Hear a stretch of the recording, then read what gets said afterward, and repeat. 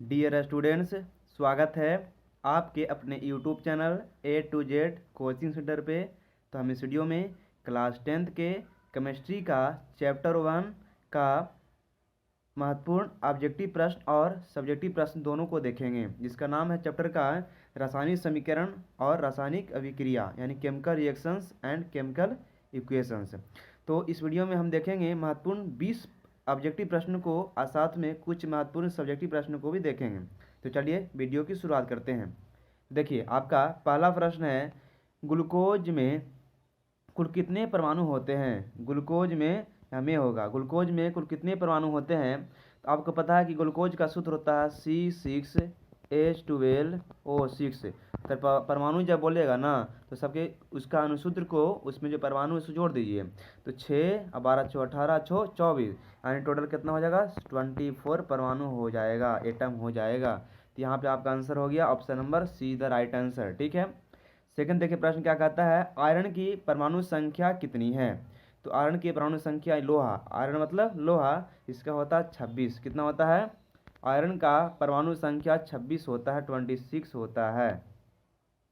अब देखिए अगला प्रश्न आपका क्या है, सोडियम का संयोजी इलेक्ट्रॉन कितना होता है। सोडियम का संयोजी इलेक्ट्रॉन कितना होता है। तो बता दिया आपको कि सोडियम का अगर बात करें अगर इसका, तो इसका होता है 11, परमाणु संख्या 11 होता है। इसको निकालेंगे तो 281 होगा। ठीक है। और संयोजी इलेक्ट्रॉन किसको कहते हैं, जो अंतिम होता है, इसका अंतिम 1 है, इसका मतलब इसका संयोजी इलेक्ट्रॉन 1। तो इसको हो गया option number A the right answer. और अगर कोर इलेक्ट्रॉन बोलेगा ना, अगर कोर बोलेगा तो अंतिम को छोड़ के बाकी सब पहले वाला को जोड़ दीजिए। इसका कोर इलेक्ट्रॉन कितना होगा, तो 10 हो जाएगा, 8 2 10 हो जाएगा। लेकिन यहाँ पूछा गया आपसे संयोजी इलेक्ट्रॉन, तो देखिए इसका आंसर ये हो गया।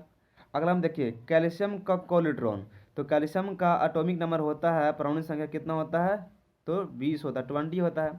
तो इसको निकालते हैं तो 2882 होता है, इलेक्ट्रॉनिक विन्यास होता है। अब कोलिट्रॉन बोला है तो आपको याद रखना है कि अंतिम वाले को छोड़ के अब बाकी सबको जोड़ दीजिए। तो 8 दूनी 16 2 18, कितना हो गया 18। इसका मतलब कैल्शियम का कोलिट्रॉन 18 होगा, option number C the right answer. ठीक है। और देखिए चलते हैं अगले प्रश्न की ओर।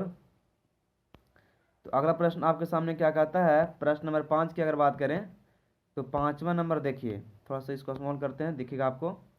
पांचवा नंबर प्रश्न की बात करते हैं। देखिए कहता है कि कॉपर का इलेक्ट्रॉनिक विन्यास क्या होगा। कॉपर का इलेक्ट्रॉनिक विन्यास क्या होगा, तो बता दिया आपको कॉपर का इलेक्ट्रॉनिक विन्यास क्या होगा। 5 का आंसर हो जाएगा आपका ऑप्शन नंबर ए, सॉरी 5 का आंसर जो आपका हो जाएगा। अगर इसको निकालते हैं तो कॉपर का परमाणु संख्या 29 होता है। कितना 29 होता है सी यू का, तो 29 होता है। इसको निकालेंगे 2 8 अंतिम में 2 दे दीजिए, कितना कम रहा है, तो 8 2 10 2 12, तो कम रहा कितना, तो आप 29 में से 12 घटा दीजिए। इस प्रकार से 9 में से 2 गया तो 7 1 17, यानी यहाँ पे 17 हो जाएगा। मतलब इस प्रकार से आपको निकल गया। तो ऑप्शन नंबर कौन हो जाएगा, बोलिए, option number D is the right answer. तो 5 का ऑप्शन नंबर डी हो जाएगा। ठीक है। और देखिए क्लोरीन का अगला प्रश्न क्या कहता है, क्लोरीन का संयोजकता कितना होता है। आपको पता है कि क्लोरीन का होता है परमाणु संख्या 17। कितना होता है 17। इसको इस प्रकार से देखते हैं तो निकलता है इसका इलेक्ट्रॉनिक विन्यास 287 अंतिम में 7 है। तो 8 पूरा करने के लिए कितना ये क्या करेगा, लेगा 8, अंतिम में 7 है तो 8 पूरा करने के लिए कितना लेगा, 1 लेगा।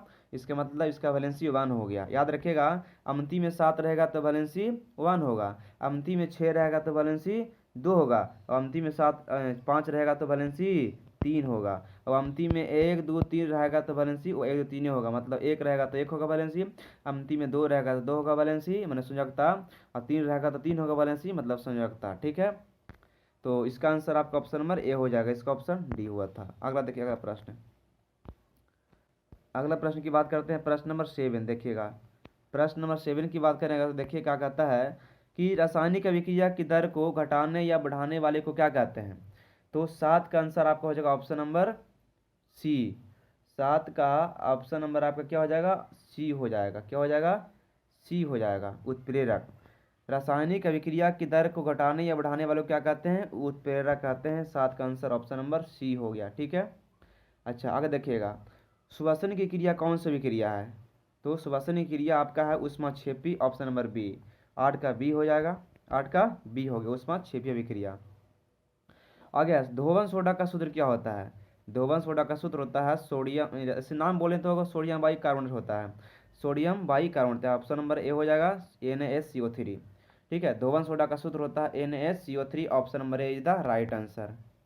अगर आपसे बोलता कि सॉरी धोवन सोडा है ना, एक मिनट, यहाँ धोवन सोडा बोला है तो आपका आंसर हो जाएगा ऑप्शन नंबर डी हो जाएगा, Na2CO3 इंटू 10H2O। ठीक है, option number D the right answer.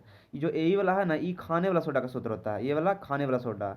ये हो गया caustic soda, NaOH caustic soda, और NaSCO3 ये खाने वाला सोडा, और ये हो गया धोने वाला soda. Option number D the right answer, Na2SO3 into 10H2O। तो 9 का आंसर ऑप्शन नंबर डी हो जाएगा। ठीक है, और आगे देखिएगा 10 का अगर बात करें तो H2O2 कैसा पदार्थ है? 10 की बात करें, H2O2 कैसा पदार्थ है? तो H2O2 की अगर बात करें तो ये दोनों है, ऑप्शन नंबर सी हो जाएगा, 10 का सी हो जाएगा। H2O2 जो है ना ऑक्सीकारक आपका दोनों, option number C the right answer. बिना बूझा हुआ चूना का सूत्र क्या होता है? बिना बूझा हुआ चूना की बात करें तो आपका आंसर हो जाएगा option number B, sorry option number A, बिना बुझा हुआ चूना कैल्शियम ऑक्साइड। इसी को काली चूना कहते हैं, क्या कहते हैं? काली चूना। अच्छा, ये जो सूत्र है CaOH का होल ट्वाइस, इसका इस होता है बूझा हुआ चूना। ये किसका सूत्र है? बूझा हुआ चूना, इसको बोलते हैं कैल्शियम हाइड्रोक्साइड।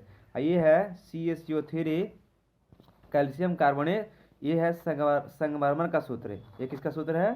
संगमरमर का सूत्र होता है CaCO3, आप याद रखेंगे। ठीक है, आगे देखिएगा, चिप्स की थैली में कौन सी गैस मिलाई जाती है? तो चिप्स की थैली में नाइट्रोजन गैस मिलाई जाती है, याद रखिएगा, चिप्स की थैली में नाइट्रोजन गैस मिलाई जाती है। ठीक है, और देखिए 13 नंबर की अगर बात करें प्रश्न का, तो 13वां प्रश्न आपके सामने क्या कहता है कि एलपीजी का पूर्ण नाम होता है लिक्विफाइड पेट्रोलियम गैस। एलपीजी का पूर्ण नाम क्या है? Liquefied petroleum gas. अगर इसका पूर्ण नाम की बात करें तो आपको पता हो गया। और एलपीजी का मुख्य घटक पूछा गया है, एलपीजी का मुख्य घटक पूछा गया है, तो आपको बता दें कि एलपीजी का मुख्य घटक होता है ब्यूटेन। क्या होता है? ब्यूटेन। तो 13 का आंसर ऑप्शन नंबर डी हो गया। 13 का आंसर क्या हो गया? ऑप्शन नंबर डी हो गया, याद रखिएगा 13 का आंसर क्या होगा? Option number D. एलपीजी का मुख्य घटक ब्यूटेन होता है। लोहे पर जंग लगना किसका उदाहरण है? लोहे पर जंग लगना किसका उदाहरण है? तो 14 का बी हो जाएगा, 14 का क्या हो जाएगा? बी हो जाएगा, ऑप्शन नंबर बी। तो लोहे पर जंग लगना किसका उदाहरण है? संक्षारण का उदाहरण है। धातुओं पर जो ऊपरी परत बन जाती है, अच्छा संक्षारण किसे कहते हैं? आपकी एग्जाम में भी आता है।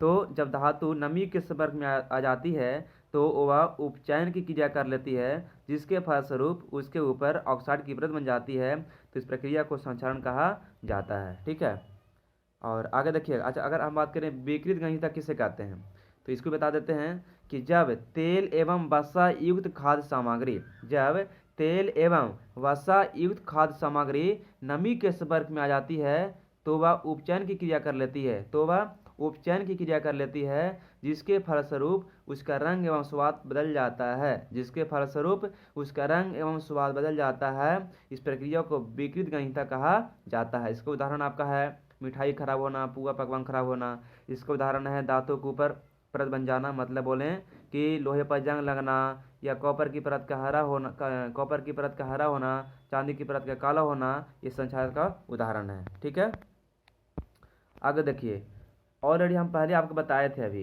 कि संगमरमर का सूत्र पूछा गया। किसका सूत्र है? संगमरमर का सूत्र। देखिएगा, संगमरमर का सूत्र की अगर बात करें तो आपको अभी बताए थे कि इसका सूत्र होता है CaCO3। CaCO3 किसका सूत्र है? संगमरमर का। ठीक है, अगला देखिए, यहाँ पे तीर का निशान बनेगा। ये क्वेश्चन है NaOH प्लस HCl बराबर NaCl, ये आपको सी नहीं होगा, NaCl प्लस H2O कौन सी अभिक्रिया है? तो इसका आंसर बता दें आपको, इसका ऑप्शन आगे मिलेगा। इसका आंसर होगा, आपसे ऑप्शन देखिए आगे, इसका ऑप्शन यहाँ पे देखिए आपके सामने है। यहाँ पे ऑप्शन है कि वो रिएक्शन था कौन सी अभिक्रिया, तो आपका आंसर उदासीनीकरण हो जाएगा। उदासीनीकरण अभिक्रिया किसे कहते हैं? तो जब अम्ल क्षारक से अभिक्रिया करके लवण तथा जल का निर्माण करता है तो इस प्रक्रिया को उदासीनीकरण अभिक्रिया कहा जाता है। एग्जाम में आपका पूछा जाता है कि जब अम्ल क्षारक से अभिक्रिया करके लवण तथा जल का निर्माण करता है तो इस अभिक्रिया को इस अभिक्रिया को उदासीनीकरण अभिक्रिया कहा जाता है। ठीक है, अगला देखिएगा, नाइट्रोजन गैस और हाइड्रोजन गैस के संयोग से कौन सी गैस बनती है? नाइट्रोजन गैस, तो नाइट्रोजन गैस N2 हो गया प्लस हाइड्रोजन गैस H2 हो गया, ये बनता है NH3। क्या बनता है? NH3। कैसे बन जाता है? क्योंकि नाइट्रोजन का वैलेंसी होता है 3, हाइड्रोजन का होता है 1, इस प्रकार से इसे क्रॉस अति करेंगे तो NH3 बन जाता है। NH3 को नाम है अमोनिया। कौन सी गैस? Ammonia gas. NH3 किसका सूत्र है? अमोनिया का सूत्र है। तो यहाँ पे आंसर क्या हो जाएगा आपका? Option number B, ammonia gas. Nitrogen gas और हाइड्रोजन गैस के संयोग से कौन सी गैस बनती है? तो अमोनिया गैस बनती है, याद रखेंगे। ठीक है, अगला देखिए, अगला प्रश्न क्या कहता है, सोडियम को जल में रखने पर कौन सी गैस बनती है? सोडियम को जल में रखने पर कौन सी गैस बनती है? तो हाइड्रोजन गैस H2 बनता है, हाइड्रोजन गैस।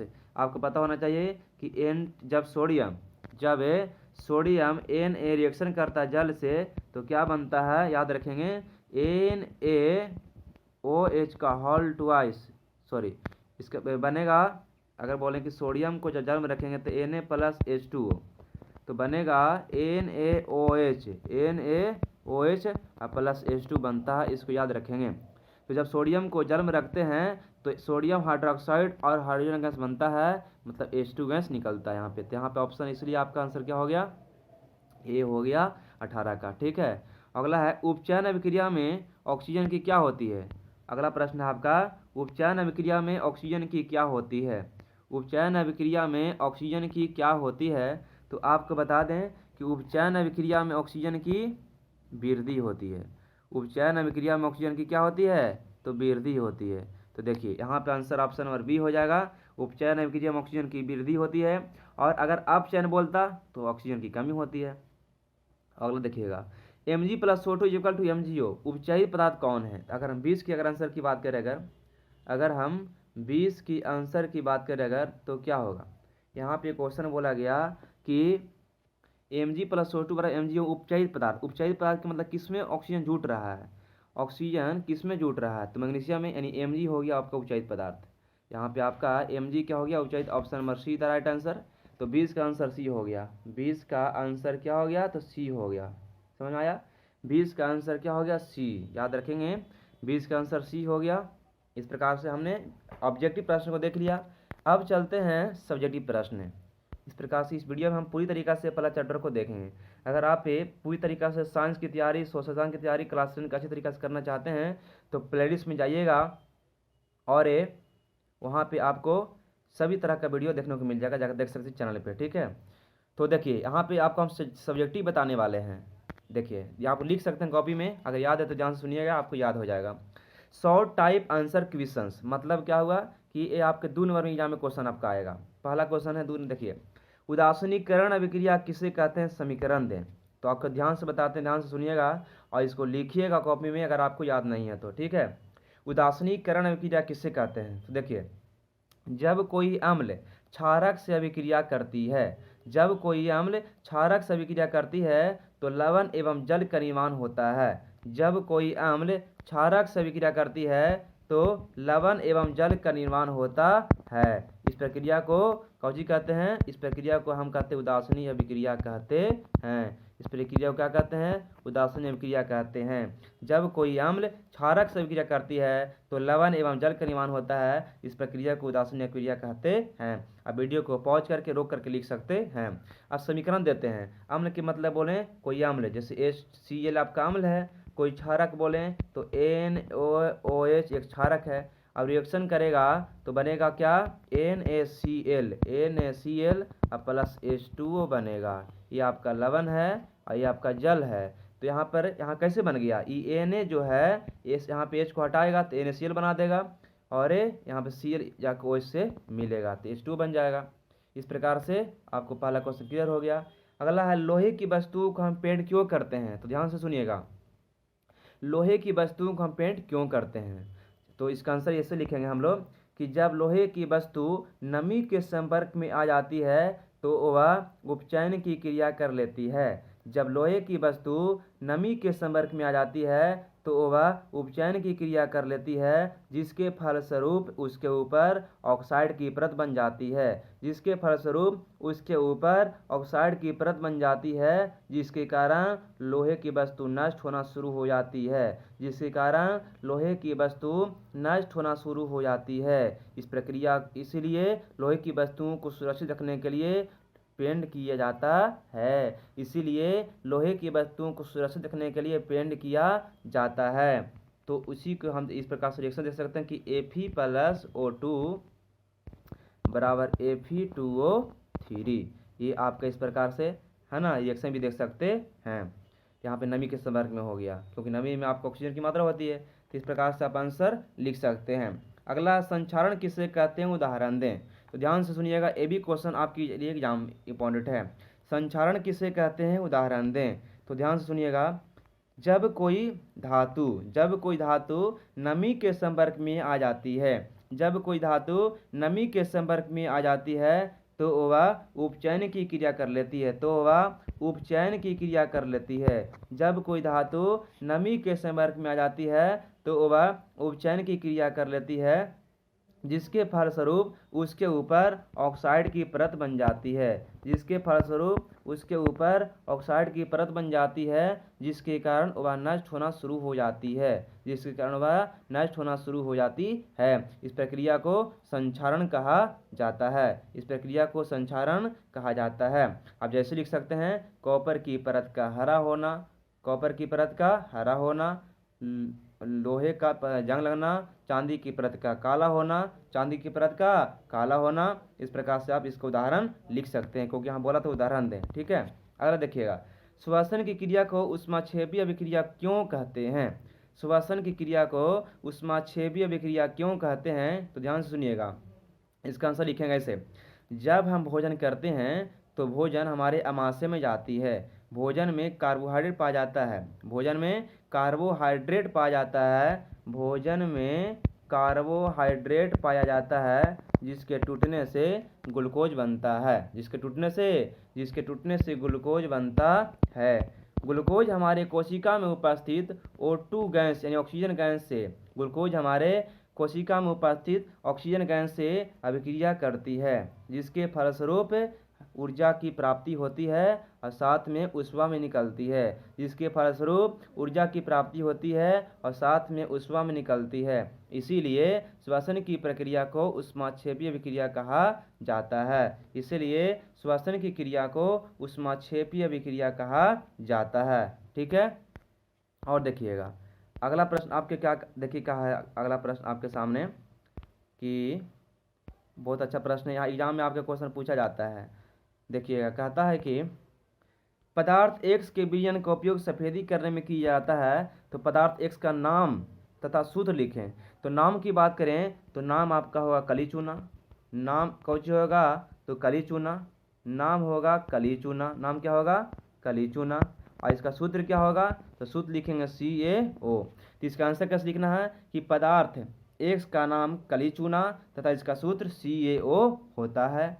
फिर बोला जल के साथ समीकरण लिखें, तो लिखेंगे कि ये पदार्थ X का जल के साथ समीकरण निम्न प्रकार से दिया गया है, या निम्न प्रकार से दिया गया है, इसे लिखें। उसके बाद नीचे लिखेंगे समीकरण क्या कि CaO प्लस जल माने H2O, और रिएक्शन करेगा तो बनेगा CaCO3। क्या बनेगा CaCO3, सॉरी यहाँ पे आपका CO3 नहीं बनेगा, यहाँ बनेगा CaOH का होल ट्वाइस। क्या बनेगा CaOH का होल ट्वाइस बनेगा, कैल्शियम हाइड्रोक्साइड बनेगा। तो ये आप इस प्रकार से समीकरण भी इसे आप याद रखेंगे। ठीक है, चलिए इसका आंसर आपको हो गया। और देखिए अगला प्रश्न आपका है 5 नंबर वाला, अगला प्रश्न आपका है 5 नंबर का प्रश्न बहुत इंपॉर्टेंट है, देखिएगा ध्यान से, इसको भी आपका आंसर लिख लेना। अगर आपको आंसर लिखा हुआ नहीं है तो इसका भी आंसर आप लिख लीजिएगा। ठीक है, ये आपका एग्जाम में आता है, 5 नंबर में आता है। देखिए, संतुलित समीकरण क्या है, रासायनिक समीकरण को संतुलित करना क्यों आवश्यक है। तो हम आंसर बोल रहे हैं, आप लिख लीजिएगा, वीडियो को रुक रुक कर लिख सकते हैं। ठीक है, संतुलित समीकरण क्या है, तो पहले इसका डिफिनेशन देना पड़ेगा आपको कि जिस रासायनिक समीकरण में अभिकारक, जिस रासायनिक समीकरण में अभिकारक तथा उत्पाद अभिकारक तथा उत्पाद के प्रत्येक तत्वों की परमाणु की संख्या समान होती है। अभिकारक तथा उत्पाद के प्रत्येक तत्वों की परमाणुओं की संख्या समान होती है तो उसे संतुलित रासायनिक समीकरण कहा जाता है। तो उसे संतुलित रासायनिक समीकरण कहा जाता है। अब यहाँ पे प्रश्न है कि रासायनिक समीकरण को संतुलित करना आवश्यक क्यों है। इसका आंसर लिखेंगे, पैराग्राफ चेंज करके लिखेंगे कि रासायनिक समीकरण को संतुलित करना आवश्यक इसलिए होता है क्योंकि रासायनिक समीकरण को संतुलित करना आवश्यक इसलिए होता है क्योंकि द्रव्यमान संरक्षण नियम के अनुसार अभिकारक तथा उत्पाद के प्रत्येक तत्वों की परमाणुओं की संख्या समान होती है। अभिकारक तथा उत्पाद के प्रत्येक तत्वों की परमाणुओं की संख्या समान होती है। और उसके बाद नीचे एगो लिख देंगे समीकरण लिखेंगे, जैसे बोले कि H2 प्लस O2, समीकरण लिखेंगे H2 प्लस O2 बराबर H2O। ये हुआ आपका रासायनिक समीकरण। अब इसको जो है संतुलित करना, क्या करना है, लिखिएगा संतुलित समीकरण, लिख के डैश और नीचे फिर समीकरण लिखेगा H2 प्लस O2 बराबर H2O। अब यहाँ पे क्या करना है, समीकरण इसको संतुलित करना है। H2 दो है, यहाँ पे 2 लगा दिए, 4 गो H हो गया, यहाँ पे 2 लगा दिए, आपका इस प्रकार से संतुलित हो गया। तो यह संतुलित समीकरण हो गया। एग्जाम्पल भी आपको देना जरूरी है, ठीक है। तो इस प्रकार से आंसर हो गया। अब लास्ट प्रश्न आपका है, सॉरी सेकंड लास्ट है, क्या होता है जब सोडियम को जल में रखा जाता है। तो लिखेंगे, पहले रिएक्शन लिखना है। सोडियम को जल में रखेंगे तो Na plus H2O is equal to क्या बनेगा, NaOH प्लस H2 बनेगा। तो लिखेंगे कि जब सोडियम को जल में रखा जाता है तो सोडियम हाइड्रोक्साइड तथा हाइड्रोजन गैस का निर्माण होता है। जब सोडियम को जल में रखा जाता है तो सोडियम हाइड्रोक्साइड तथा हाइड्रोजन गैस का निर्माण होता है। तो ये हो गया, इसका आंसर हो गया। अब लिखिए कॉपी में, अगर आपको याद नहीं है तो ठीक है। सोडियम को जल में रखा जाता है तो क्या होता है, तो आंसर लिखेंगे कि जब सोडियम को जल में रखा जाता है तो सोडियम हाइड्रोक्साइड और हाइड्रोजन गैस का निर्माण होता है। और इसमें दूसरा प्रश्न है कि क्या होता है जब लोहे की कील को कॉपर सल्फेट के विलयन में डाला जाता है। देखिए पहले आपको लिखना रिएक्शन आंसर में। लोहे की कील के मतलब Fe हो गया, को जल में डाला जाता है, कहाँ डाला जाता है, सॉरी कॉपर सल्फेट के विलयन में। तो कॉपर सल्फेट, जब लोहे की कील मतलब Fe को कॉपर सल्फेट मतलब CuSO4 के विलयन में डालेंगे तो क्या बनेगा, तो बनेगा Cu, वहाँ पे Fe यहाँ पे Cu हटा देगा तो बनेगा FeSO4 प्लस Cu अलग हो जाएगा, Cu बन जाएगा। तो लिखिएगा इसका आंसर कि जब लोहे की कील को कॉपर सल्फेट के विलयन में डाला जाता है, ध्यान से सुनिएगा, जब लोहे की कील को कॉपर सल्फेट के विलयन में डाला जाता है तो आयरन सल्फेट तथा कॉपर का निर्माण होता है। तो आयरन सल्फेट तथा कॉपर का निर्माण होता है। आप ऐसे आंसर लिख दीजिएगा, करेक्ट आंसर होगा, ठीक है। अब लास्ट प्रश्न इस वीडियो का हमारा है, निम्नलिखित यौगिकों का सूत्र निर्माण करें। सूत्र निर्माण कैसे होता है। पहला आपका आयरन सल्फेट है, तो आयरन सल्फेट है, आयरन का संकेत हो गया Fe और सल्फेट का संकेत हो गया SO4।